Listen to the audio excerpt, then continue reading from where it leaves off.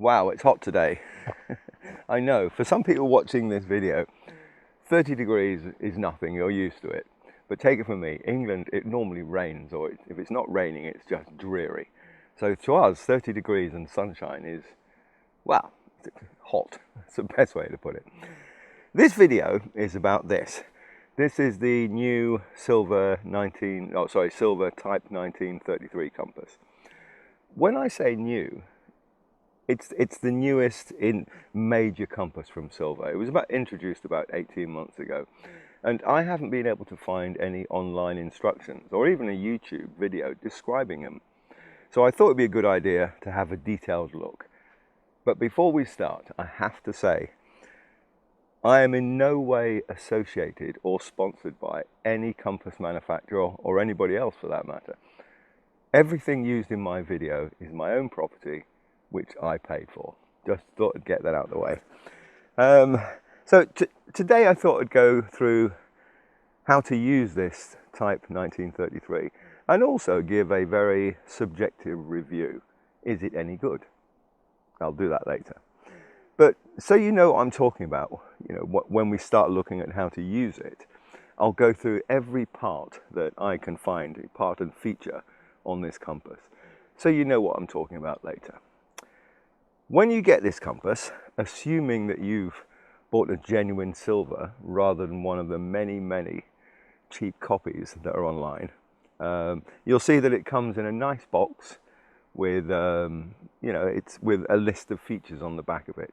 Inside the box, I think, is a lanyard, and it has a felt wallet, so you can carry it around without it being scratched too much.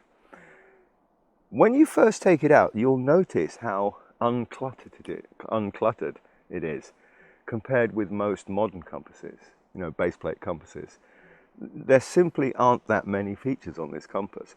The reason for that, according to the Silva website, is that the 1933 is a traditional baseplate compass inspired by classic Silva compasses from the 1930s, 40s and 50s.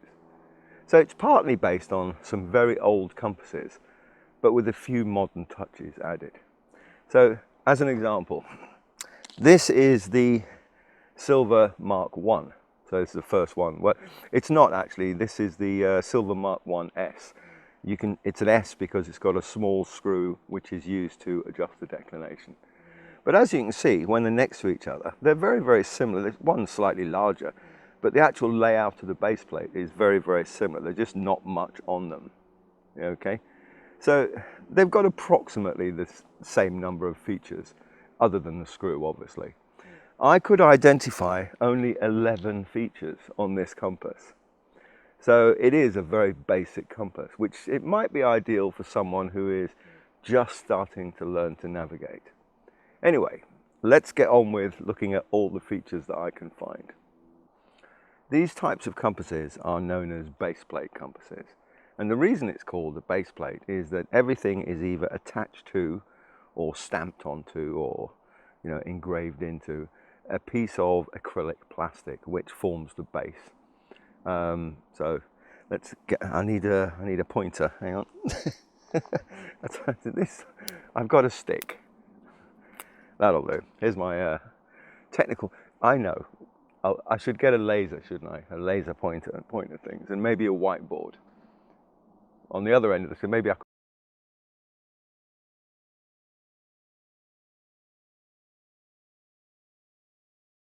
Let's not go there. So almost started to waffle there. So then let's cut it out and let's get on with it. So at the top of the base plate we have the metric scale, which is graduated from 0 up to 50 millimeters. Now this would be used for measuring distances on a map or getting a grid reference or a UTM coordinate. So that's the metric ruler. At the center of the base plate, you can see the direction arrow. Now the direction arrow is quite important. It points in the direction that you're looking or you're traveling. Okay, we'll use that later on once we start going through how to navigate with it. There's a luminous marker just below the point on the direction arrow. You could use that for maybe navigating at night, although good luck with that. You're better off with the head torch. You know. Just below that is the magnifying lens. These are really useful to a lot of people because maps are full of very small details, and using the magnifying lens makes just looking at a map much easier. Along the other edge is an imperial ruler. So that would be used for people who are using a 1 inch to the mile map. If there are, I think, yeah, America does that quite a lot. Okay, now it has a large bezel, which is this bit that turns in the middle. And on the top of the bezel, it has north, south, east and west, but because it's a throwback to the 1930s, it's N, I think it's an O, S and a V, which is Swedish for north, south, east or west. We'll go through that a bit later on. So it's got the cardinal points, but they're in Swedish. Fair enough. Around the edge of the bezel, you have the degrees. Inside the dial, the dial, by the way, is everything which is enclosed inside the bezel. Inside the dial, you have some lines. These are orienting lines. And once again, we'll use those later on. We'll go through how they're used when we take a compass bearing from a map. There's a large red and black arrow. This is the orienting arrow. Once again, I'll go through how to use that later on. The basics is that it's one of the most used piece of any compass is the orienting arrow. Running around the top of the dial are these small marks which go from 60 down to 0 and then back to 60. Those are the declination scale. We will definitely go through how to use a declination scale later on. And inside that is the magnetic needle, which has N at one end and a small luminous mark on that.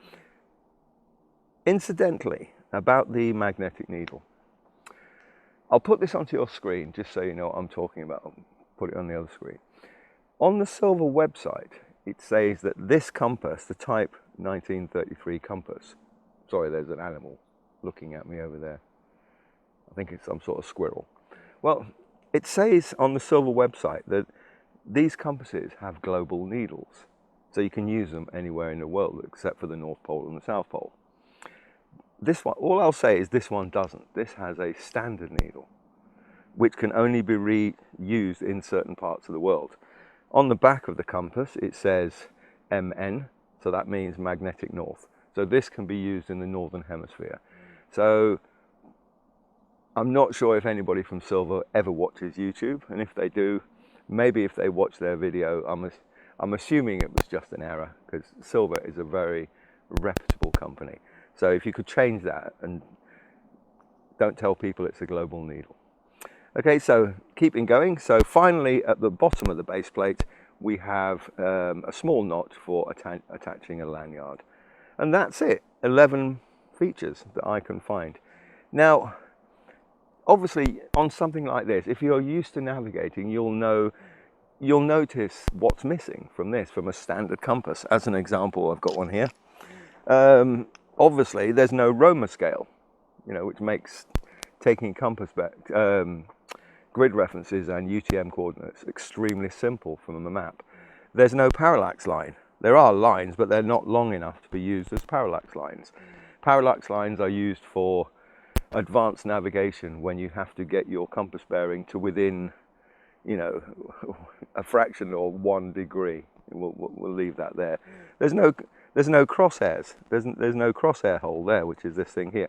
Crosshair holes are used for marking maps extremely precisely. You use the crosshairs. I won't go through it, but that's what it's for. There's no risers. There's no map risers, which are these things on the back. And what they do is when you're using your when you're using your compass with a map, especially when it's inside a plastic map case, the risers stop it moving. Once you put your compass down, it stays where you put it, whereas this one will slide all over the place. But what I'm not going to do is I'm not going to go through every single thing that's missing. As an example, I said there was 11 features on this. On this one, I seem to remember I did a video, there are 22 features on this. There's 1122 on this, and this is a standard Silva Expedition 4. It's what most people use when they're out in the hills. Another, I mean, if we went on to something like this, which is the very basic Silva mirror compass, I found 27 features on that. Every one of them you use. But as I said, this is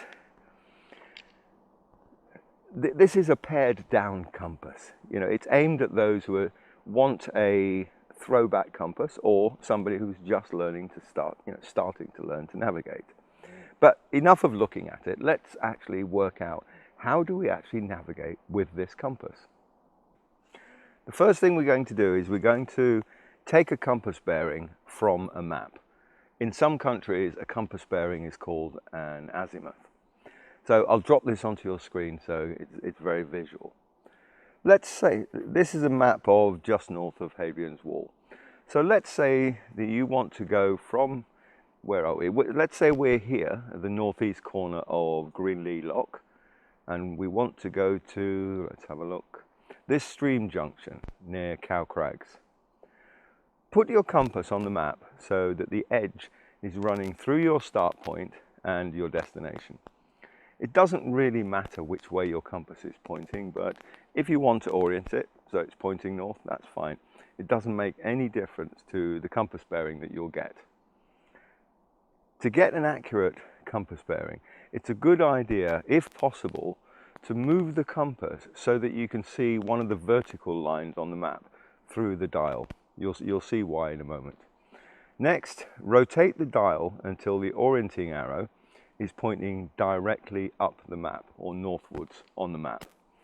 If possible, try and get the orienting lines running parallel to the eastings. That's the vertical lines on the map, and that's why it's, if possible, it's a good idea to be able to see the lines through the dial. It's very easy to see if the orienting lines and the map vertical lines are running parallel. Those lines are called eastings, by the way. Oh, the reason they're called eastings is because they're numbered, and the numbers run, or they increase, as you go towards the east. It's the same with the horizontal lines. They're called northings, as the numbers increase northwards on the map. Once you've rotated the bezel, you can read your compass bearing at the index point, which on this particular compass is where the line leading to the arrow intersects with the bezel. In this case, as you can see, the bearing is 52 degrees. So that's how to take a compass bearing from a map and set your compass to that compass bearing so you can follow it. We'll go through how to do that later. You can also take a compass bearing, a sighted bearing, to a ground feature. Let's imagine that you're standing on one side of a valley and you can see something on the far side of the valley that you want to walk to. But you know that once you head down into the valley, you'll lose sight of that feature, dead ground. Or dead ground is any ground that you can't see, which is along your route from your current location. But that's a different video. We're not going to start waffling on this video. So you're standing here on the side of the valley, you can see something over there, and you want to walk in a straight line towards that. But once you go down into the valley, that's dead ground, and you won't be able to see what you're walking towards. So what you need to do is you need to set your compass to the ground feature. Now, I'll assume that I'm walking towards you because it just makes it easier. To get your compass, to get your bearing, hold your compass in front of you. Sometimes people say, they give you advice and you think, what's the point of that? So this is one of those times. My advice is to stand facing your ground feature that you're going to take a compass bearing to, so that your ears, your eyebrows, your shoulders, your hips, your big toe, your knees, everything is pointing towards whatever it is you're going to take a bearing of. The reason for that is quite simple. While you're watching your video, just stand up now. The whole world has now stood up. So what I want you to do is I want you to face the screen. Okay, let me put my compass away. Hang on, put it away. Now, clasp your hands together. Hold your hands together like this. Now, put them directly in front of your chest whilst you're looking at the screen and point at the screen. Okay, have you got that? It feels natural. Now do it like this. Turn to the side, clasp your hands together and point at the screen. It doesn't feel natural, does it? It feels awkward. Do it the other way. It's just wrong. That's the only way to describe it. The way to hold your compass, give it a try. You don't have to do this. This is just me spouting on YouTube. Hold your compass in two hands in front of your chest. It feels natural. That's the best way to put it. Point your compass at the object, at the ground feature. So you're pointing the orienting arrow directly at what it is you want to take a bearing from. Now, if you hold, I'll turn sideways so you can see the position. Don't do this and not this. It should be about this far. I don't know how far that is. I'm going to guess. Say from your elbow to your wrist, about there. Okay, that's the distance. The reason for that is you can stay still, you can look at your compass, and you can look at the feature without moving your head too much. Okay, so I'll go back to this. All I'm going to do is I'm going to point the orienting arrow at the feature, rotate the bezel like this until the orienting arrow is directly underneath the magnetic needle. So the pointed end of the arrow is directly under the north end of the needle. There are cases when you would do it differently, but they're reverse back bearings and they're too complicated for today. So here we are, and as you can see, my bearing is 1, 2, 3. On most of my videos, my compass bearing is 1, 2, 3. But the main thing is this here, rotate the bezel. Now you may have to bring it into yourself slightly, just to make sure it's very accurately done. Okay, you can do that a few times. Get this as accurate as you can, because once you start walking, you're going to lose sight of the feature. And if your bearing wasn't accurate, especially at night or in fog or any other reduced visibility, you could actually, you know, you're walking in that direction, but your feature is over there. So get this as accurate as you can. So that's two ways to get a compass bearing that you want to follow, from a map or, you know, a sighted bearing to a ground feature. There are other ways, but today we're sticking to the basics and using this Type 1933 compass. So we've set our compass bearing to 3, 4, 5 or 1, 2, 3, and now we want to follow it. But this is where the problems start. We need to adjust our compass for the local magnetic declination in your area. And before anybody comments, yes, I know it's not really called declination, but today that's what, you know, that's what we use, because that's what most people call it. If you really want to call it by its correct name, the grid magnetic angle, that's fine. But today I'm going to call it declination. Anyway, do you remember that when we took a bearing from the map, we were using the vertical lines on the map, and then we adjusted our compass so that the orienting arrow was underneath the magnetic needle? What we now need to do is, to follow our map, we need to use a combination of the magnetic needle and the orienting arrow. And this is where the problems start, because the vertical lines on the map point to basically the top of the world, and your needle inside your compass, the magnetic needle, points to somewhere else. If only life was simple. It points to the magnetic North Pole. I'll give you an example. Let's have a look. I'll use these two trees, and yes, I know I should have AI graphics behind me and things. I'll get those next year. So bear with me on this. Today we'll use trees. We have a lot of them in England. Not as many as some countries, I will admit. But, you know. Anyway, so let's imagine that this tree is the magnetic North Pole, And this tree is the top of the world, where the vertical lines on your map point to. Now let's imagine that let's say that you're in Canada.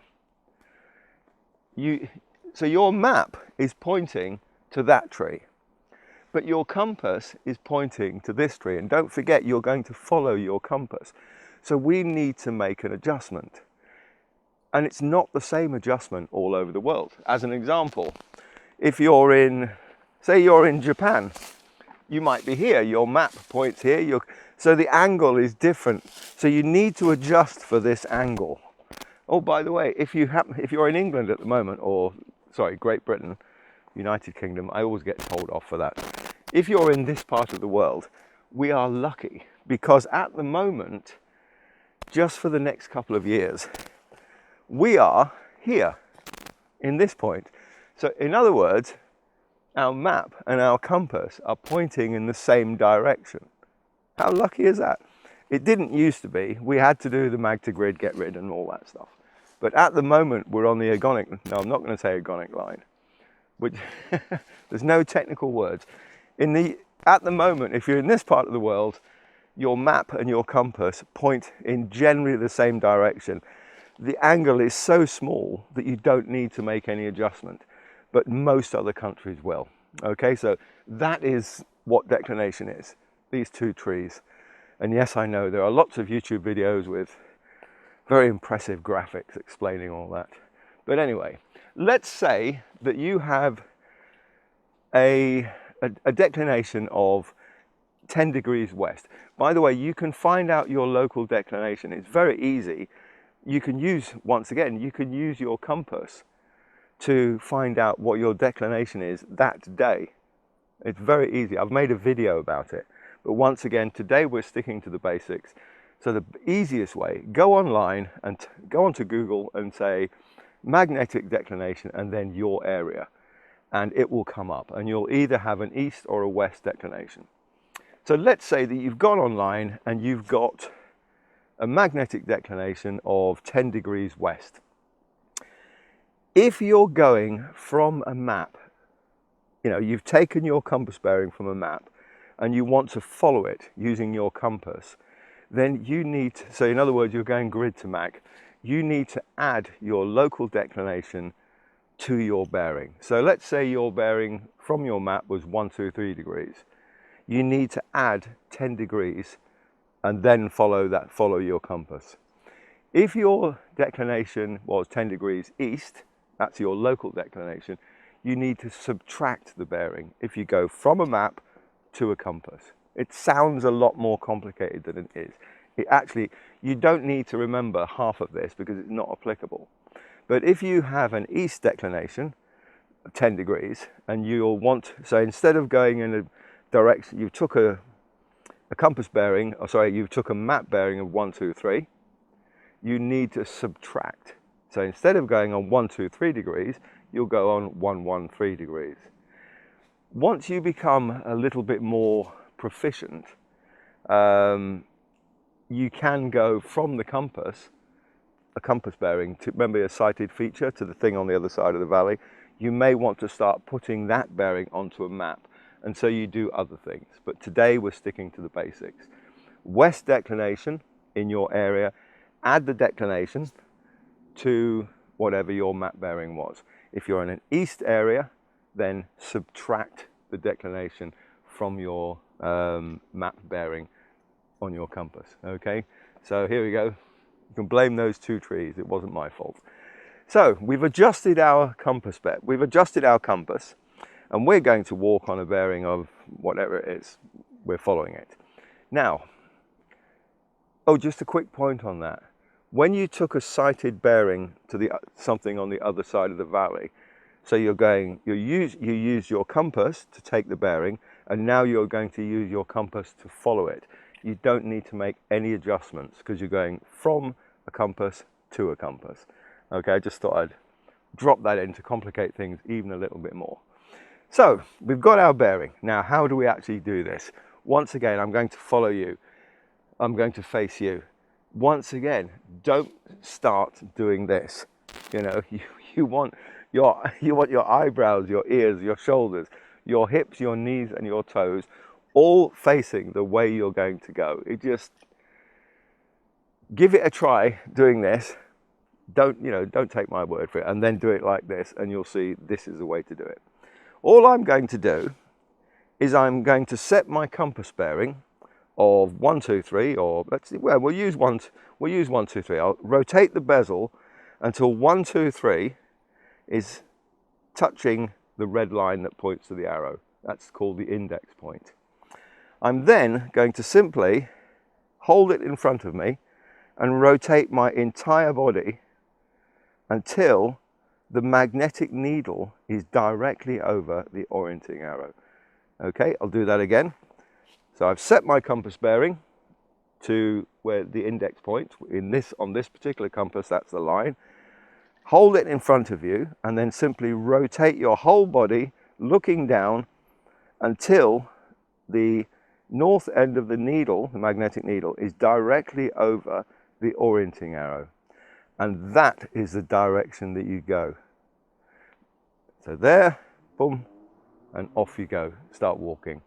Now, you're going to follow the, remember I said the direction arrow. Remember I said that is where you're looking or you're traveling. So in this case, the arrow is pointing at your destination. Now, if you can see your final destination, that's great. Right, it's over there, off you go. Put your compass in your pocket. Sometimes you can actually use that. Once you become more proficient at navigation, you take a map bearing and you look at the contours, you can see that you're going to a hilltop somewhere, but there's maybe 4 or 5 hilltops in front of you. So you can take your map bearing, do this, there it is, that's my hill. Put your compass in your pocket and off you go, no problems. Life isn't normally that simple. Normally what happens is, there's my compass and I know that my destination is in that direction, but I can't see it. It's great if you can, off you go, but normally you can't. So what you do is you walk towards something that you can see on your bearing. So there I am, yes, there's a large rock, I'll walk to that rock. You walk to the rock, put your compass in your pocket as you're walking, get to the rock, find something else on your bearing, walk to that. Find something, and you keep doing that until you get to your destination. Don't be tempted to hold your compass here. Sorry, there's a farmer sort of doing something in the distance over there. They're revving. Sounds like a broken tractor. I don't know if you can hear that. So here we have. Now what you mustn't do, it's really important this. Don't be tempted to say, right, there's that, and you can see something prominent on the horizon. And you know that your destination is between you and the horizon. And it's in that. Don't do that. It will go wrong. It just will. You'll end up walking on an arc because you're walking along, you put your compass in your pocket, do it again, and you're still walking to that point on the horizon. If you come off your bearing even slightly, you'll go in an arc. Okay, so it's really important. Don't do that. Walk to something that you can touch. And now, I think you'd think in a forest it'd be quiet, wouldn't you? Now there's a helicopter. I don't know what they're doing. Anyway, let's carry on. So that's a really basic rundown of what you can do with your Silva 1933 compass. You can take a bearing from a map, take a bearing to a ground feature, and you can use the compass to walk to your destination. Obviously, there are lots of other things that you can do with a compass, or use a compass for. Like you can find your location, you can plan a route, you can get grid references or UTM coordinates from a map. But today we'll just confine ourselves to those 3 things. So next, a very quick review. Do I think this compass is any good? Don't forget that, like all reviews, these are just my personal opinions. If you disagree, let me know in the comments. So firstly, I think this is a very well made, simple, solid, good quality compass. Now, Don't confuse simple with cheap. They're not the same thing. This is a deliberately simplified compass. It's not a budget compass. In fact, it costs only, it costs £55, which is only £10 cheaper than this Expedition Global compass, Silva. And it's about 45% more expensive than a standard Silva Expedition 4, which cost, I think, £38. So I think it's aimed at two markets. Those people who want a throwback model, something which almost looks like an old style 1930s compass, but doesn't have the failings of an old compass. The other group I think it's aimed at is, as I said, people who just want a very basic compass. So, do I think that Silva could do anything to improve this? Sorry about the helicopter. Well, as I said, these are just my personal views, but I do think that the magnifying lens could have been slightly bigger. Normally, there is very little space on a baseplate compass to increase the size of the magnifier. But in this case, there's plenty of room. So they could have made it just slightly larger. Also, the use of Swedish abbreviations for north, south, east and west.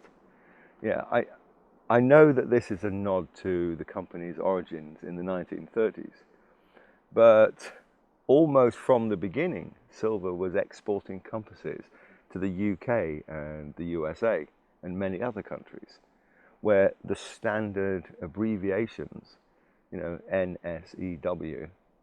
So rather than using the Swedish abbreviations, I won't even try to say it in Swedish. But in case you're interested, I'll play it how Google Translate says them. I'll just wait a minute. Norr, söder, öster, väster. I would have preferred the more familiar NSEW.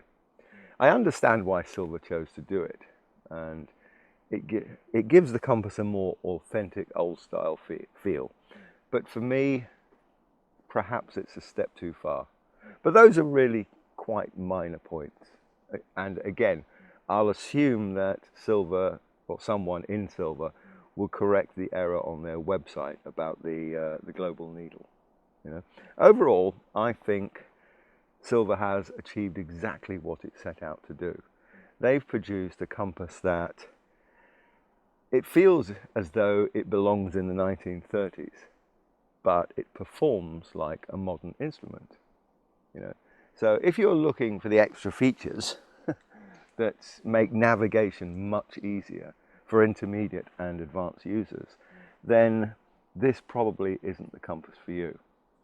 But if you're after a simple, well-made compass that does the essentials really well, then I think this Type 1933, it's worth looking at.